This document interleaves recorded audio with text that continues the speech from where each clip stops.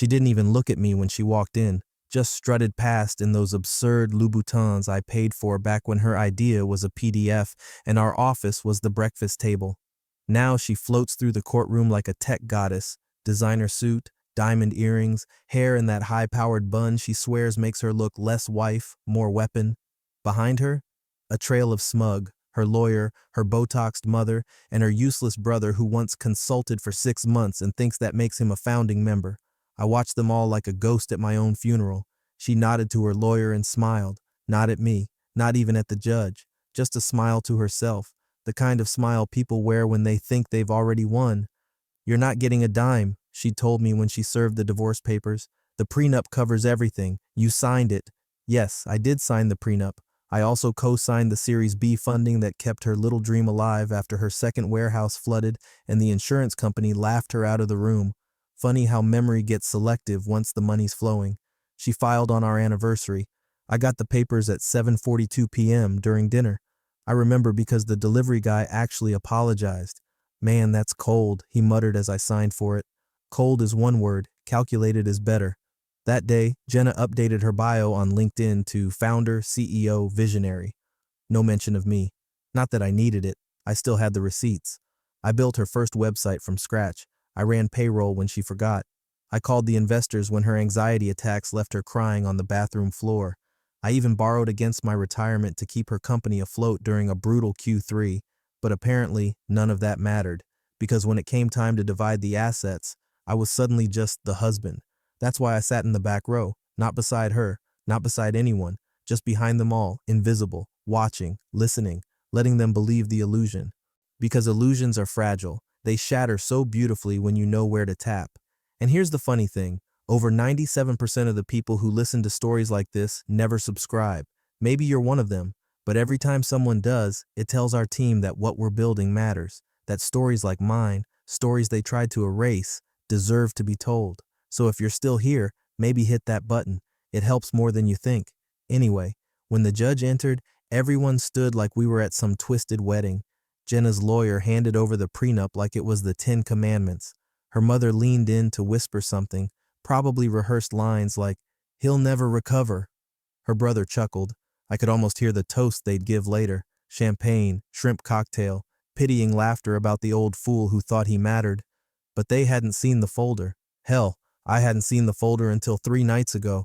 I was digging through an old filing cabinet in my home office, trying to find my W-2 for a credit card dispute. That's when I found it, a beige folder with a red tab, buried under a stack of workshop invoices and old rent receipts. The label, in Jenna's handwriting, read, "Series B Emergency Copies." My first reaction? Annoyance. I assumed it was a duplicate of documents we'd long since shredded or digitized. But something made me flip it open. Inside were 5 pages, the term sheet, the signature page, my name, my signature, and a clause that made my stomach go cold.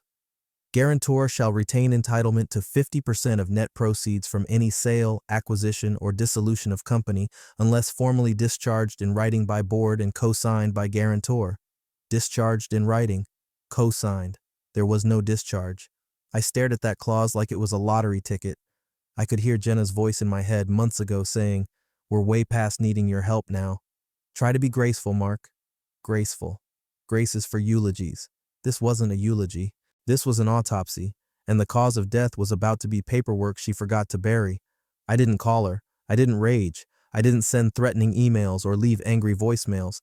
I made one call, to someone I hadn't spoken to in years, someone she probably thought had vanished. But ghosts don't vanish. They haunt. The house felt colder, not in temperature, but in tone, like it already belonged to someone else. She didn't even bother to hide it. My name scraped off the mailbox, garage code changed, even the framed photos of our 20 years together replaced with monochrome shots of her leadership retreats. When I stepped inside, it smelled like lavender and distance.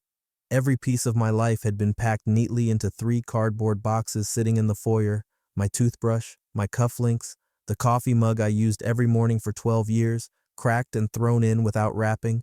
Not broken, just careless. That's what stung the most. It wasn't rage, it was indifference. I walked through the rooms like a stranger in a museum of our marriage. The photos were gone, but the outlines on the wall where they used to hang remained. Ghost frames. I paused at one, our trip to Montana, the one where her startup had its first viral moment. She cried in my arms that night, whispering, "If this works, it's because of you." Guess she meant until it worked. She'd even revoked my access to the vacation property. I only knew because the app on my phone blinked red when I tried to check the thermostat. "No permissions granted," I laughed, a dry, brittle sound. Guess she figured I'd try to hide out there, or maybe she just wanted to erase me from every room I'd ever breathed in. I didn't go for the fridge or the couch. I went to the one place she'd never cared about, my office. She used to mock it, called it my man cave of mediocrity, but it was mine. Books I'd read, tools I'd used, cabinets that held things no one else knew how to file. That's where I found it, bottom drawer, behind a busted surge protector and an envelope labeled Tax Year 2009, a beige folder tabbed in red. Series B emergency copies. I almost didn't open it, figured it was junk, duplicates from 5 laptops ago, but something about the way it was buried, the way it was forgotten, made my hands stop. I slid it out. Inside, 5 documents, crisp, untouched. One was the term sheet, the next was a signed co-signer page, my signature, her signature, and 2 investor initials. Then, there it was, the clause. I remember Joanna, our first lawyer, fighting tooth and nail to keep that clause in. Jenna had rolled her eyes and said, "He'll never care about this stuff anyway. He's just helping me get started," Joanna insisted. "For his own protection." She fired Joanna 3 months later. Clause 14, subsection C. Guarantor shall retain entitlement to 50% of net proceeds in the event of sale, acquisition, or dissolution unless formally discharged in writing and acknowledged by both parties. I flipped through the folder again. There was no discharge form, no amendment, no board resolution, no countersignature from me, nothing. I leaned back in my chair, that old creak, that familiar ache in my lower back, same feeling I had the night we pulled an all-nighter to prep her pitch deck. She'd fallen asleep on the couch while I fixed her spreadsheet formulas and reworded her founder's bio to make her sound more executive. I remembered every late night, every line of code, every call I took pretending to be her assistant so she could sleep. I remembered pulling credit to back the bridge loan she needed when the angel round fell through. I remembered watching her light up on stage the first time she spoke at a Women in Tech panel. I also remembered the first time she told me I wasn't part of the vision anymore. Said it like she was offering condolences. Now I had a folder and a clause. Not revenge, not yet, but leverage. I stared at that folder for a long time. Then I pulled out my phone, scrolled through the contacts I hadn't touched in years, and found the name she thought I'd erased. Joanna. Last time we spoke, Jenna had called her paranoid. Maybe. Or maybe just thorough. She picked up on the second ring. "Mark?" "Hey," I said. "I need to know if this clause still holds up." There was silence. Then, "Wait, you still have the original?" I didn't answer right away. I just looked down at the red tab. "I think it's time," I said. We reminded her who funded the vision. Joanna didn't laugh. She just said, "Send me the scan." Cold curiosity. That's all I felt. Not hope, not rage, just the sensation of an old engine turning over in my chest. Slow, steady, familiar. The house didn't feel so cold anymore. Joanna hadn't changed her number. That surprised me more than it should have. Most people disappear when they're pushed out, change numbers, cities, names. But not her. Still the same 6 digits I saved the day after she faxed us the first investor disclosures. She picked up like she'd been expecting the call. "Mark?" Her voice had the same clipped sharpness I remembered, clear, direct, no wasted syllables.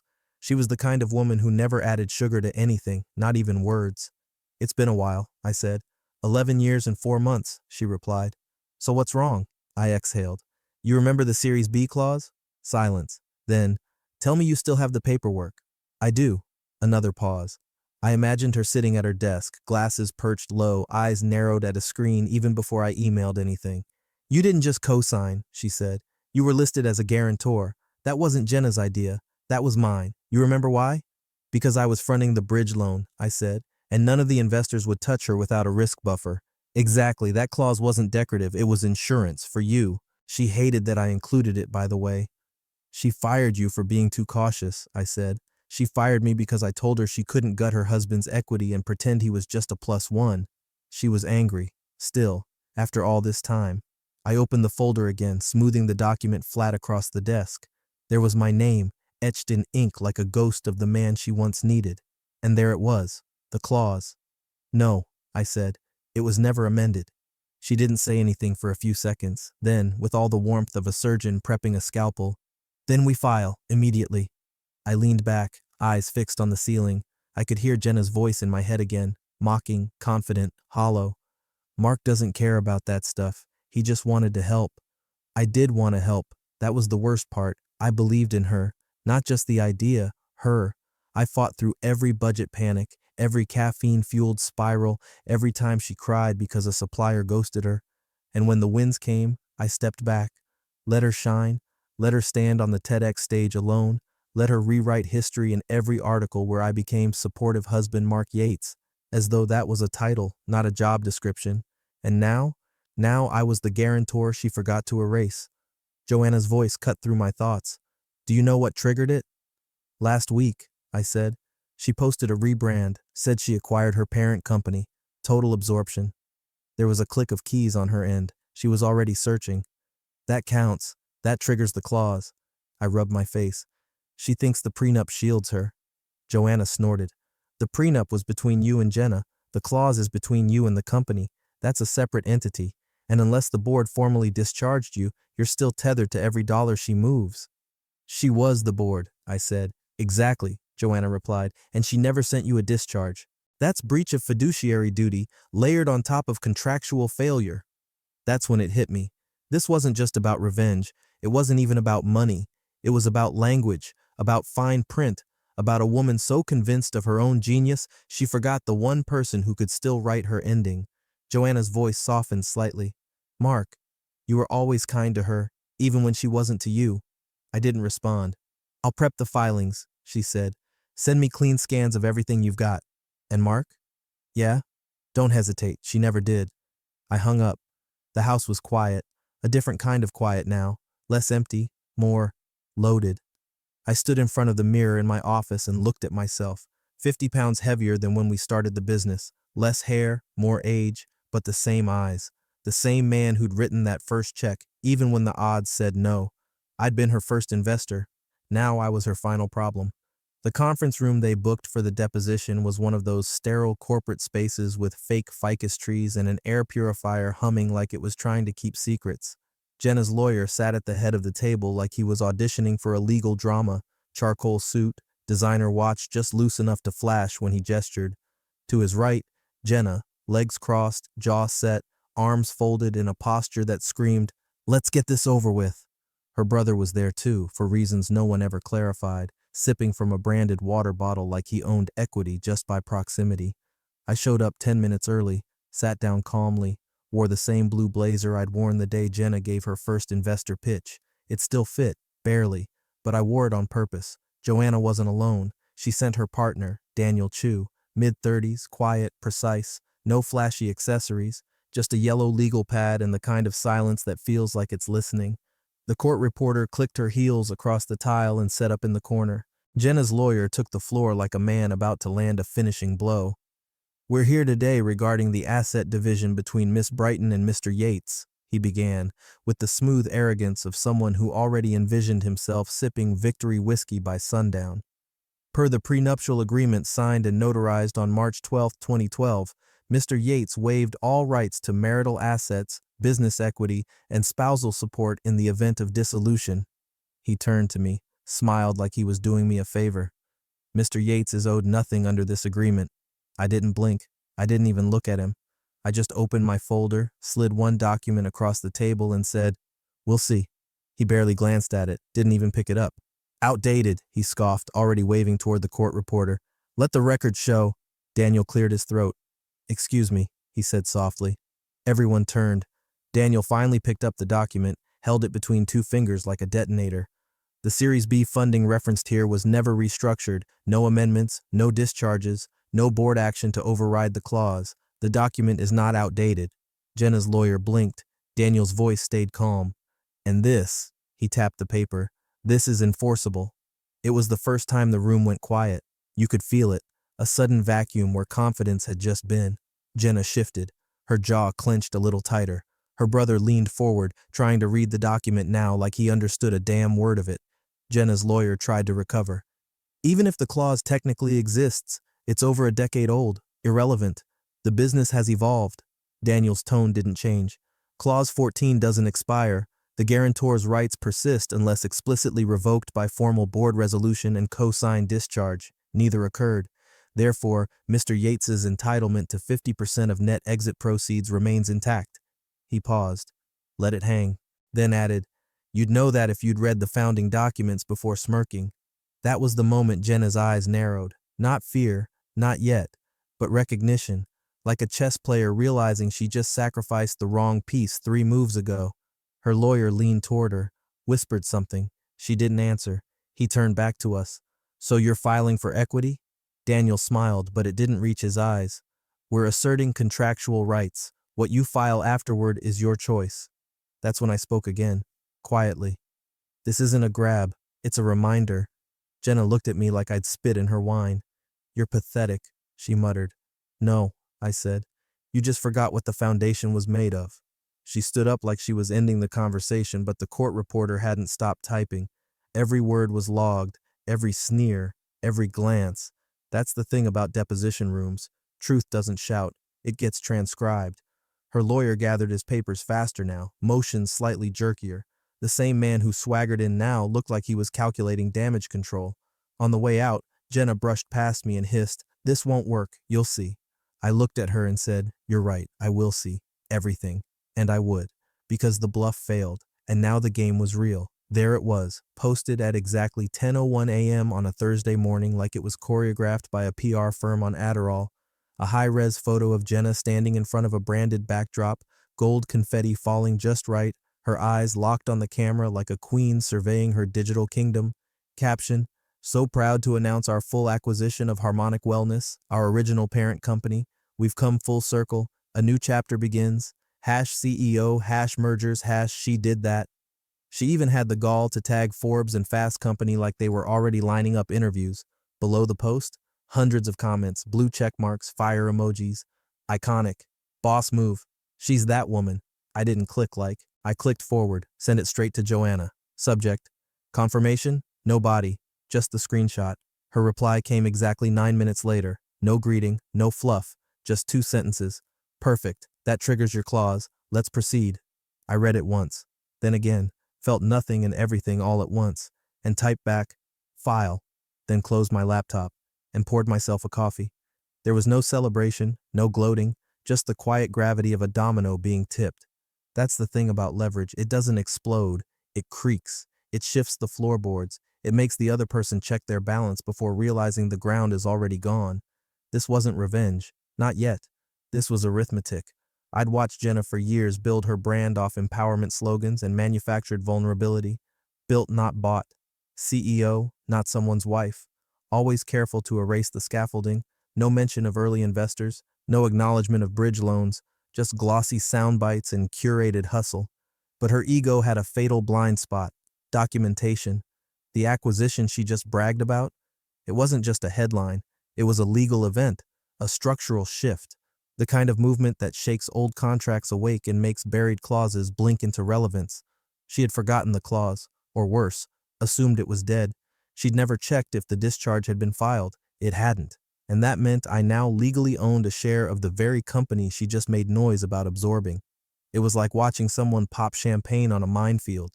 I kept reading the comments under her post. One of them made me laugh. She did it all herself. Sure. With a 742 credit score that didn't belong to her, a second mortgage she never signed, and a guarantor clause she never read. Joanna called later that day. No small talk, just legal drafting underway. Once it's filed, her counsel will be notified automatically. We're also preparing a cease and desist on any asset movements in the interim, pending valuation. I said nothing.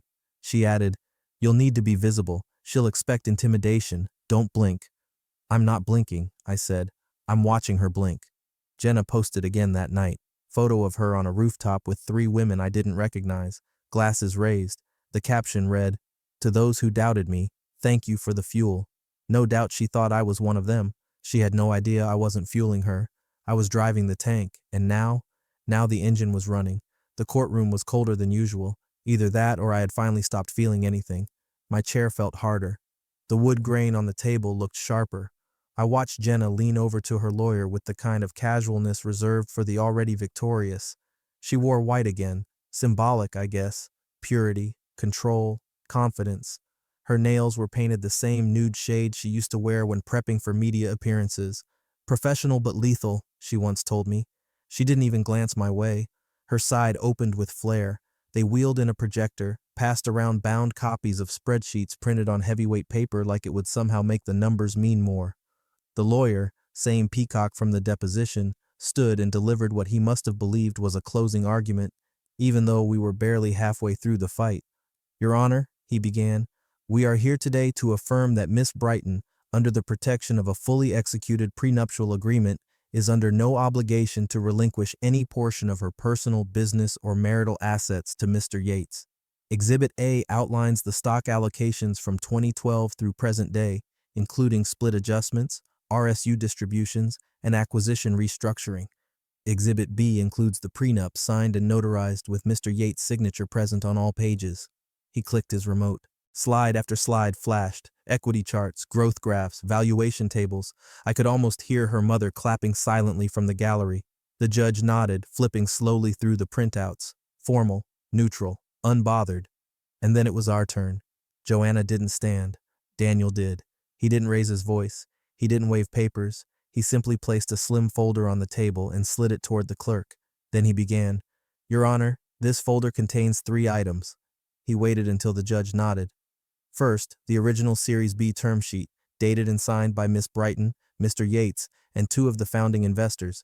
It includes Clause 14, which stipulates that Mr. Yates, as the financial guarantor, retains entitlement to 50% of all net proceeds in the event of acquisition, dissolution, or sale, unless formally discharged in writing and co-signed. He placed a second document gently on top. Second, a signed and sworn witness statement from Peter Zurich, her original Series B investor, confirming that no such discharge was ever filed, discussed, or brought to board vote. Jenna's lawyer started to open his mouth, but Daniel raised one finger and placed the third item on the table. And third, a forensic audit performed by Resnick and Bloom, confirming that Miss Brighton used Mr. Yates's personal credit profile to secure the initial $400,000 bridge loan that carried the company between Q2 and Q3 in 2013. The loan documentation lists Mr. Yates's name, SSN, and signature. He was unaware the loan was filed in his name. He received no repayment. Silence. The judge blinked slowly. You could almost hear the weight shift from one side of the courtroom to the other. Daniel folded his hands. "Your Honor, the prenup pertains to marital assets. Clause 14 pertains to corporate equity, an entirely separate contractual agreement." The judge adjusted his glasses and leaned forward, scanning the documents. "What was the source of the bridge loan capital again?" he asked. "Private line of credit," Daniel said, "secured by Mr. Yates's personal financial profile." "Unsecured, technically," I added. "I signed it on trust." The judge looked at me then, really looked. First time all day. Jenna's lawyer scrambled. "Even if that's true, it doesn't negate the prenup." Daniel shook his head. "It doesn't have to. This isn't about the prenup. It's about a corporate contract executed with third-party witness, clear financial linkage, and no amendments or discharge. The clause is alive, the breach is active, and Mr. Yates is owed." The judge didn't nod. He didn't smile, but his tone changed, just a little. "Is this the only copy of the clause?" he asked. "We have 3, Daniel said. "One in Mr. Yates's possession, one provided by counsel Zurich during discovery, and one lodged with the original fund administrator at Andover Trust." That was when Jenna's eyes darted sideways. Not long, just a flicker, to her brother, then back to the judge. I'd seen that look before, during a warehouse fire years ago, when she thought the insurance paperwork hadn't gone through. It was the look of someone who finally wonders what else they forgot to double-check. The judge tapped his pen against the folder, once, twice, then leaned back. "I'll need time to review," he said. "We will reconvene in 3 days." Gavel didn't drop, but a weight did. Jenna stood slowly, her confidence suddenly brittle. She didn't look at me when she left, but her lawyer did, and this time, he wasn't smiling. 3 days later, the courtroom was quieter, heavier, like the air had thickened with the scent of pending correction. Jenna arrived late this time, just 5 minutes, but late. Her walk was stiffer, more mechanical. The heels were still sharp, the suit still tailored, but the energy was different. Her brother tried to joke as they passed me. Something about watching too many courtroom dramas.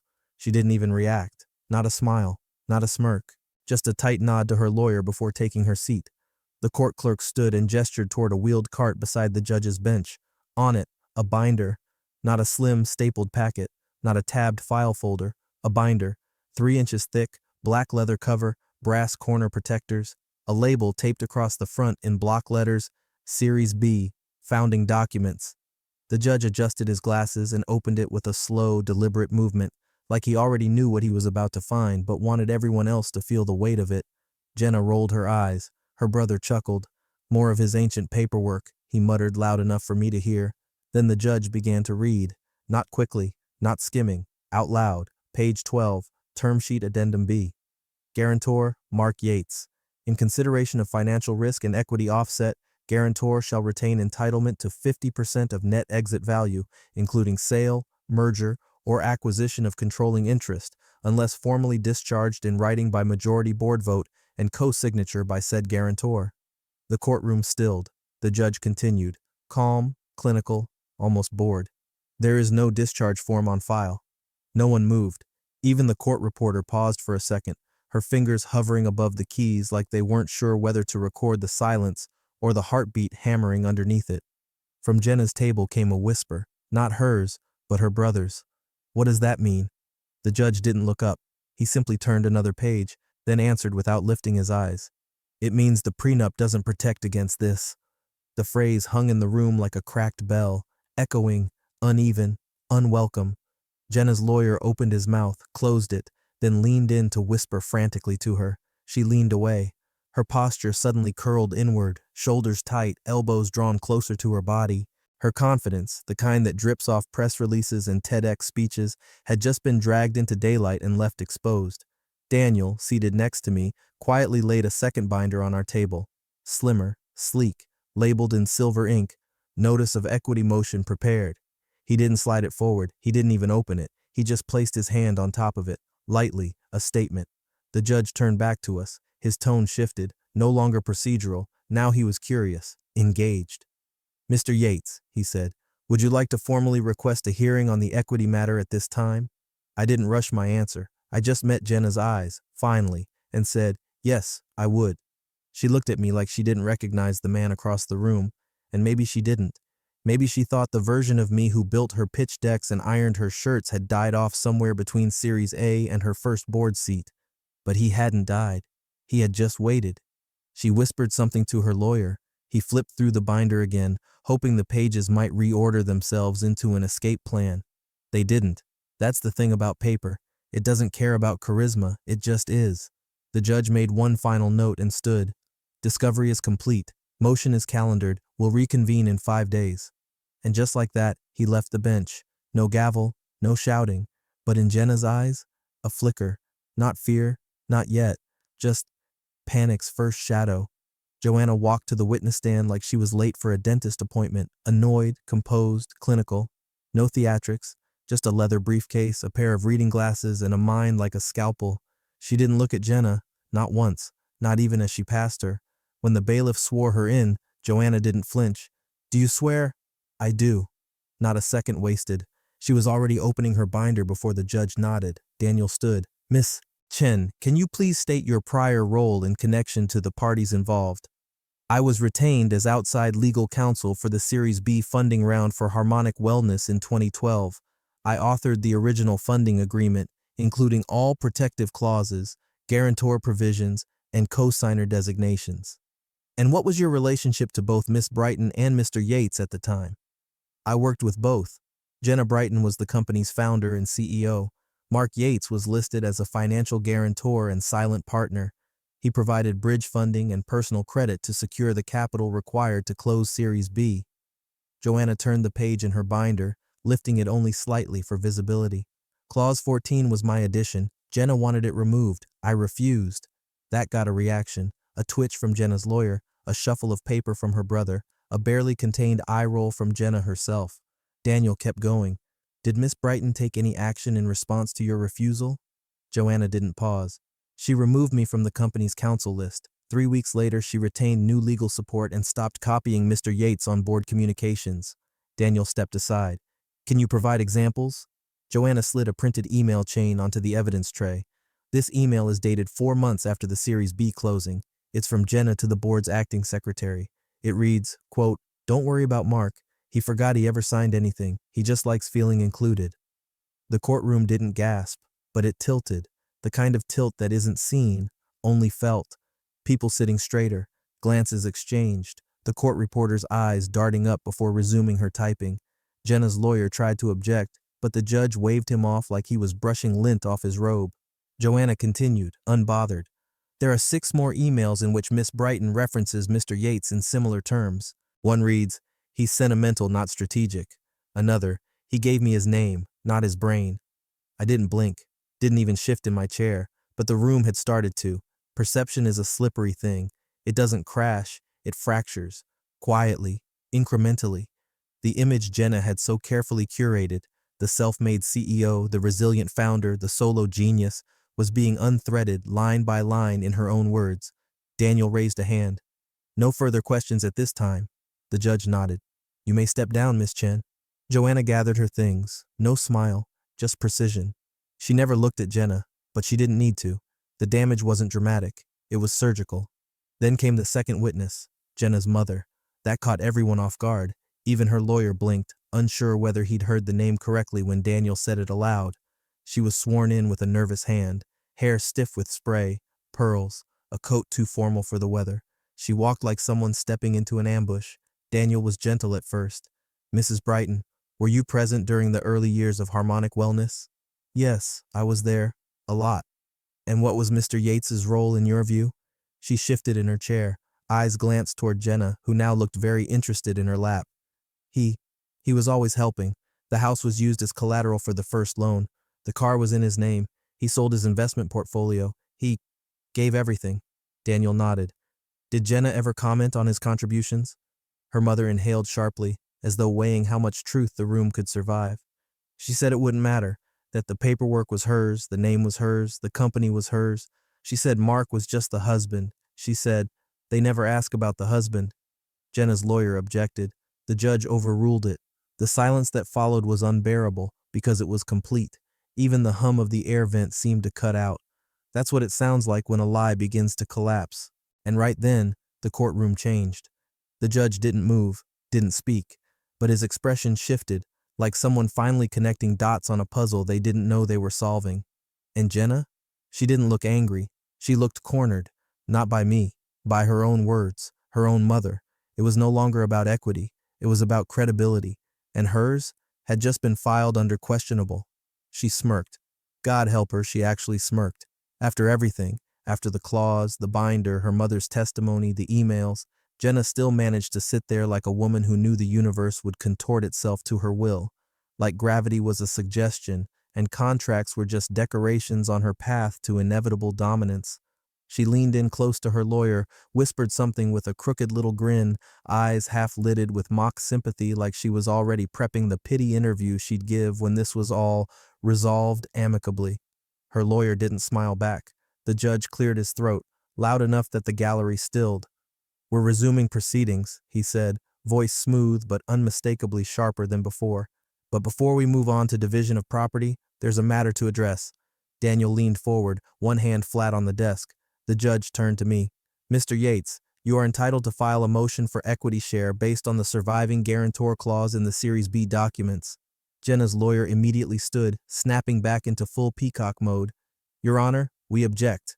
The clause, even if technically intact, does not supersede the financial boundaries established by the prenuptial agreement signed and witnessed." The judge raised a hand. Just one. Calm, measured. "You can object to the sun rising," he said dryly. "Won't stop it." That shut the room up. Even the court reporter blinked and paused before resuming. The judge turned his gaze, not to the lawyer, not to Daniel, not to me, but directly, pointedly, to Jenna. And in that moment, I swear the entire courtroom leaned an inch in. "Miss Brighton," the judge said slowly, "your legal team has presented a prenuptial agreement signed by Mr. Yates that pertains to marital assets. It is, on its own, thorough. However," he opened the binder again, my binder, and tapped a page with one deliberate finger. "However, The court has reviewed verified documents confirming that Mr. Yates is listed as the financial guarantor and equity-eligible co-signer for Series B funding under your corporation. These documents contain no discharge form, no amendment, and no revocation. He shut the binder, loud. In plain terms, the prenup does not protect you against this. And just like that, poof, the smirk was gone. Jenna blinked once, twice. Her brother shifted in his seat like someone had just kicked the bottom out from under his chair. His jaw tightened, then dropped just slightly. He looked down as if looking at the floor might change the facts. Her lawyer froze, paled, then began flipping through his notes like the right argument might be hiding under one of the tabs he hadn't checked. It wasn't. I sat there, hands folded, breath slow, still unreadable. But inside I wasn't smirking. Inside I was memorizing the moment, because this was it. The shift, not the revenge, not the payout, just the recognition that they'd bet the entire farm on a single wall and forgot I was the one who laid the foundation. Jenna opened her mouth, then closed it again. There was nothing to say. For once, nothing she could say. The judge continued, voice like a scalpel now. We will now proceed under the presumption that Mr. Yates is owed equity compensation equal to 50% of the net exit value based on the triggering event disclosed. This court will require a full valuation audit and will grant temporary injunction against asset transfer until such is completed. Translation? She was frozen. Her company, her accounts, her options, frozen. Her lawyer tried again. We request time to review. You'll have it, the judge replied. But let me be clear. This is not a question of interpretation. It is a matter of execution, and Mr. Yates executed his part of the agreement over a decade ago. You forgot. And then he looked at me, for the first time with something that felt like respect. Mr. Yates, motion granted. I nodded once. Jenna exhaled, loudly, but no one was breathing with her, because the room was no longer hers. She was the CEO of a frozen company, and I was just getting started. The doors opened, and I stepped into the sunlight like a man leaving a cold operating room. Not free, extracted, clean cut, no celebration, no speech, just air that didn't feel filtered through arrogance, just my shoes hitting concrete, my shadow walking beside me again, mine. Behind me I heard the sharp clack of heels. She always walked like the world needed to hear her coming. Mark, wait. I didn't stop. I didn't speed up either. Let her work for the distance this time. We can fix this, she said, finally catching up, eyes wide in a way that almost looked human again. But the panic was wrapped in performance, polished desperation. You don't have to do this. I paused, but didn't look at her, didn't give her that win. You did fix it, I said, the moment you cut me out. I'm just collecting what I built. You wouldn't have any of this without me, she snapped. I turned slowly, calm, clean, no heat in my voice. I had you, I said, and you had me. But then you wanted to be CEO of everything, the face, the story, the signature on every deal. So now, I let the silence breathe. Now you're CEO of a half-empty company. Enjoy the view. Her jaw locked. She didn't know whether to cry or scream. That was the part that told me it was real this time. I'd never seen her speechless. And then it happened. Her phone buzzed, twice. I watched her check it out of habit like she always did. Thumb flicked up the screen. Her face fell. Not dramatic, not cinematic, just fell. 2 notifications. Bank alert. Account access removed. User privileges suspended. Bank alert. Funds frozen pending valuation. Below it, one small caption in gray, buried in the fine print. Per clause. She looked up, mouth open, but I was already walking, past the courthouse, past the press outside hoping for a quote, past the intern who once carried her laptop and now looked like he'd just watched a queen lose her crown. I didn't turn around, because this was never about humiliation. Not for me. It was about accuracy, a silent correction in the ledger of a life we built together. She used my name to launch, my credit to climb, and my silence to rewrite the story. She forgot the paperwork. I didn't. Now, she can keep the stage. I'll take the shares.